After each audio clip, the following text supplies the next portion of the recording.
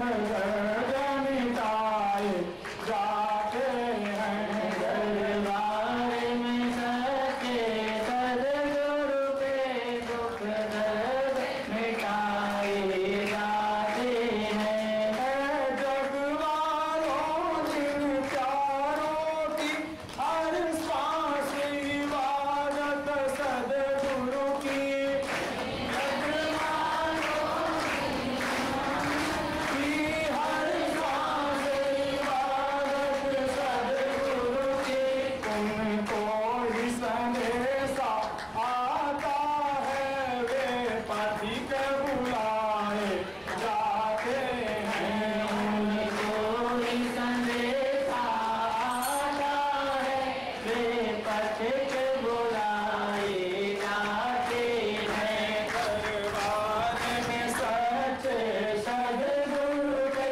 दुख दर्द मिटाए जाते हैं दरबार में सच्चे सद्गुरु के दुख दर्द मिटाए जाते हैं बोले गुरुदेव भगवान की जय बोले गुरुदेव भगवान की जय सभी से विनम्र करजोड़ निवेदन है जिन लोगों को बात करना होगा यहाँ से दूर चले जाएंगे कोई मनाही नहीं है जब तक यहाँ बैठे सत्संग गौर सुने क्योंकि विश्व के लोग स्वामी जी के सत्संग को सुनते हैं और सबकी साधना पुष्ट होती है ये कोई सत्संग कथा नहीं है सत्संग साधना है इसलिए सभी से विनम्र अनुरोध है बात करना हो हल्ला करना हो, दूर चले जाए कोई जबरदस्ती नहीं जब तक यहाँ बैठे स्वामी जी का सत्संग चले सब लोग मौन बैठे ये हमारी तरफ से आश्रम परिषद की तरफ से साधकों की तरफ से विनम्र निवेदन है बोले गुरुदेव भगवान की जय बोले गुरुदेव भगवान की जय बोले गुरुदेव भगवान की जय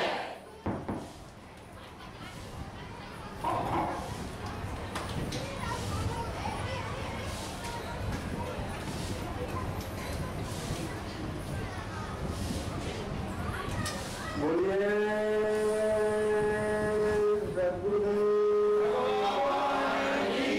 सद्गुरुदेव हाँ थोड़ा धीरे बोले यार लोग बहुत है पूरी खाने के लिए प्रसाद पाने के लिए जयकारे के लिए वह पीछे हैं बोलिए हाँ लगता है कल जो भाग गया जय का मतलब अपने विकारों के ऊपर विजय प्राप्त करने की क्षमता है जय का मतलब वो परमात्मा के अस्तित्व को स्वीकारना जय में परमात्मा आपकी सर्वत्र जय जय जय जय जय जय हो जय हो का मतलब आप ही सर्वत्र हैं सर्वरूप हैं सर्वगत हैं सर्वदा हैं कोई भी जिस काल का अंश बाकी नहीं जिस काल से पहले भी अगर कोई तीसरा आयाम है उसमें भी आप जो है आपसे ही वो सब प्रभावपद है आप ही सबके कारण है जगत सब कार्य है जब परमात्मा की सत्ता को कारण रूप बीज रूप आदि स्वरूप मान लिया जाता है भाई है और उसको मान्यता जगत की उल्टी हो गई है जगत लोग सोचते हैं कि संसार का जो प्रपंच है ये सही है भगवान भगवान कहाँ है भगवान किसने देखा कहाँ है भगवान कौन जानता है उसको अरे भाई तुम भगवान के अंश हो पर मन की भटकाओं से पस्त हो त्रस्त हो लस्त पस्त हो क्योंकि प्रकृति में माया ने सबको शरीर बना दिया शरीर बन गए सब लोग शरीर में तो आते हैं अवतारी को भी हुई पर वो अपने को शरीर रूप से नहीं मानते ये मानते हैं कि हम आए हैं केवल एक उद्देश्य पूरा करने के लिए और न हम शरीर में शरीर संबंधों करें और यही एक आदर्श वाक्य है कि अवतारी पुरुषों का मतलब होता है अवतार लेते हुए नररूप में तो रहते हैं पर वो नर जैसे रहते हुए भी उनका मन जो है नरत्व भाव से भिन्न नारायण भाव में रहता है जिसका मन ये लोग अभी हमने बीच में जो हमारे पास 15-20 दिनों में कई लोग ऐसे आए कि हमको दीक्षा चाहिए हमने वही दीक्षा कहीं ले लो गाँव में दीक्षा देने वाले हैं ये नहीं क्या तकलीफ कुछ जांच पक्की रखो और कुछ जो भी कहें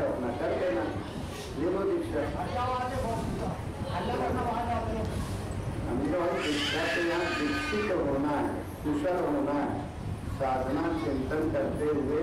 क्योंकि बहुत से लोग कहेंगे कि हम तो आश्रम से बहुत जुड़े हैं, पर कभी उन्होंने न तो नाम जपने के लिए प्रयास किया, न ध्यान के लिए प्रयास किया, न आत्मज्ञान को अपने अंदर स्थिर करने के लिए आत्मज्ञान की गौरव गरिमा को अपने बुद्धि में लाए। आत्मज्ञान का मतलब भगवान भी सर्वत्र सर्वरूप सबने है। जब सबने भगवान हमारे गुरु महाराज, तो गुरु महाराज आत्मा का गौरव भी गुरु महाराज, आत्मा के बोध में भी स्थित हो, थोड़ा सा प्रयास करना। तो ज्ञान पकड़ लो तो नाम पकड़ में आ जाएगा। तो चित्त तो चंचल है, कहीं रुकना नहीं चाहता।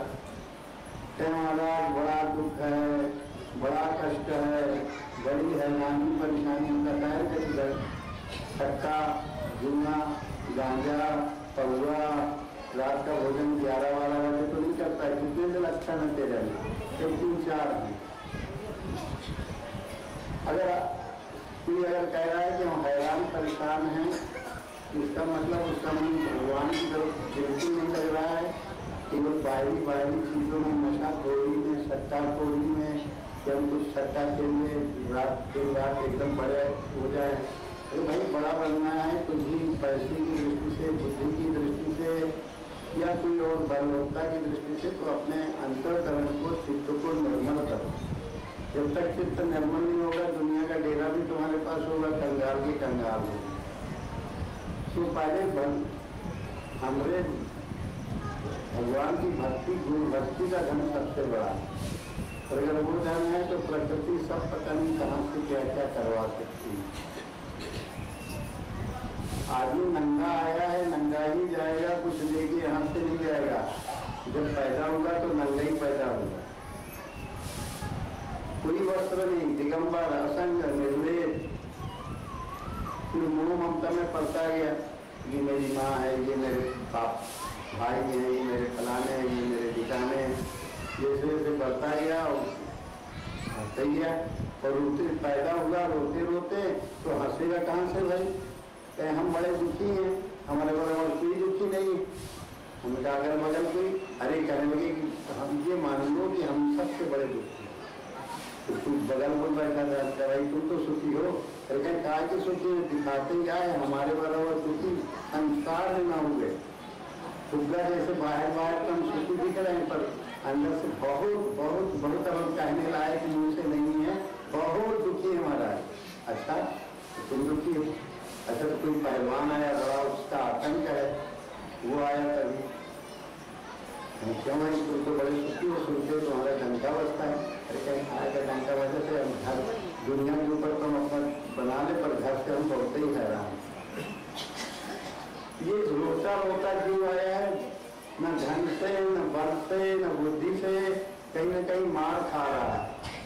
और मार खा रहा है तो वो दुखी है। दुखी होना एक कोई फैशन नहीं है। बाहर से तो लोग दिखाएंगे हम बड़े आराम से, हम बहुत सुखी हैं, हमारे बराबर सुखी कोई है ही नहीं है। और थोड़ी देर में बिल्कुल जब उसके ऊपर आएगा तो कहेंगे कि हमारे बराबर दुखी कोई नहीं है, हैरान नहीं। तो इसका मतलब क्या है? परमात्मा का स्वीकार भाव अंतःकरण में नहीं। कहीं भजन किया कर कह रहे हम तो करते ही रहा थे, जैसे भजन हो गया कोई कूड़ा कचरा, लोगों से कहो कुछ भजन किया करो भाई। क्या भजन? वो तो 24 घंटा चलत रहा है। उनका कैसा भजन चलता है? फिर तुम दुख क्यों है? कहीं यही जो बात है कि हम भजनों गलत जाते, कैसे भजन करते हैं? कभी राम राम कह दिया, कभी शिव शिव कह दिया, कह जाए वो दुर्गा माई तुम्हारी नाश हो जाए, हमारे कभी भला नहीं कर रही हो। हाँ, यही रहता है अंतःकरण में सबसे। कहीं दुर्गा माई तुम्हारो सत्यानाश हो तो हमारे कभी देखा ही नहीं गई। तो उस असल में है क्या? बहुत से लोग हो सकता है कि हम सत्संग की किसी परंपरा से जुड़े हों, पर अकल में उनके कुछ नहीं पड़ रहा। न तो नाम जपते हैं वो, न तो ध्यान। नाम जब ज्ञान पकड़ोगे तो नाम आएगा, नाम पकड़ोगे तो ध्यान अपने आप आएगा। अगर भाव ज्यादा है तो ध्यान पकड़ लोगे जल्दी, पर अगर समझ अच्छी है तो पहले ज्ञान पकड़ोगे, ज्ञान के साथ नाम और ध्यान की क्रिया ही पकड़ने है। ज्ञान में भावनात्मक पक्ष अधिक है तो ध्यान की क्रिया जल्दी पकड़ सकते हो। तो भाव वाला जो है दुनिया के लिए भी भाव ले आए तो कहीं बस बैठ के रोएगा रोएगा, रोने के अलावा कुछ नहीं। वो भाव उसका सकारात्मक हो। भगवान आप सच्चे, आपका नाम सच्चा, आपका ज्ञान सच्चा, आपकी भावना सच्ची। तो जो जयकारा लगवाया जाता है उसका मतलब ये होता है कि परमात्मा के ज्ञान को स्वीकार करो। परमात्मा सबके अंदर सर्वत्र है। ऐसा नहीं कि तुम्हारे अंदर तो भगवान है, बगल वाले के अंदर भूत भले भले भुलाए हुए हो, तुम भुलाए हुए हो, पर वास्तविकता ये कि सब लोग भगवान के स्वरूप हैं। पर भगवान के स्वरूप होते हुए भी क्यों नहीं अनुभव कर पाते? क्योंकि चित्त की मन की चंचलता इतनी अधिक है। उस चंचलता के कारण मोर हीरा हिराए गए